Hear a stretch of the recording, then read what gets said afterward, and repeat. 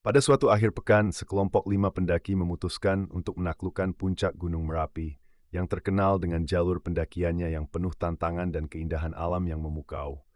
Mereka adalah Dika, Farhan, Rina, Maya, dan Andi, kelima sahabat yang sudah sering mendaki bersama. Namun, mereka tak tahu bahwa pendakian kali ini akan mengubah hidup mereka selamanya. Mereka memulai perjalanan pada pagi hari, saat udara masih dingin dan kabut tipis menyelimuti jalur pendakian. Semuanya terlihat biasa, bahkan menenangkan. Namun saat mereka semakin mendekati kawasan hutan lebat, suasana mulai berubah. Angin yang seharusnya berhembus ringan terasa lebih kencang, dan kabut mulai tebal. Kayaknya cuaca nggak enak nih, ujar Farhan, sambil menatap langit yang mulai tertutup awan gelap. Tenang, kita pasti bisa. Jangan takut, jawab Dika berusaha menghibur teman-temannya. Mereka terus melangkah, melintasi pohon-pohon besar yang mulai tampak aneh, seperti terselimuti bayangan yang bergerak perlahan. Tiba-tiba, Rina berhenti.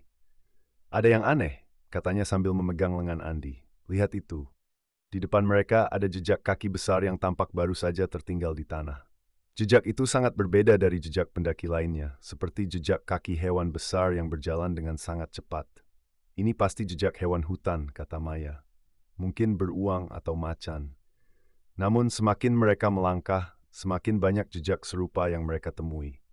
Jejak itu terus membentuk pola aneh, berkelok-kelok seolah-olah mengarah pada sesuatu yang lebih dalam di dalam hutan. Tiba-tiba suara gemerisik daun kering terdengar di belakang mereka. Mereka berbalik, desi dag-dag, hanya bayangan gelap di balik pohon-pohon besar. Suasana menjadi semakin mencekam. Di antara mereka, Andi mulai merasakan sesuatu yang ganjil. Perasaan diawasi. Tunggu, ada sesuatu di sana, ujar Andi dengan suara parau. Semua terdiam, menoleh ke arah yang ditunjuk Andi. Di antara pepohonan, mereka melihat sosok tinggi, berbalut jubah hitam, berdiri diam seperti menunggu.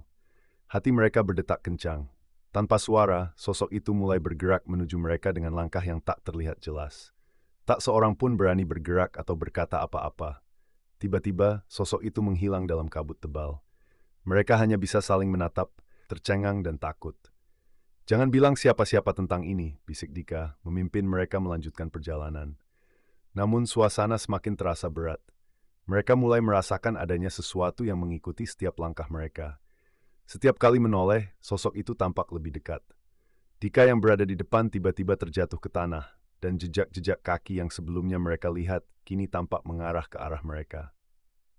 Ini bukan jejak hewan, ujar Farhan dengan suara gemetar. It's a statist, Borali. Namun semakin cepat mereka berlari, semakin dekat suara langkah kaki berat yang mengkuning.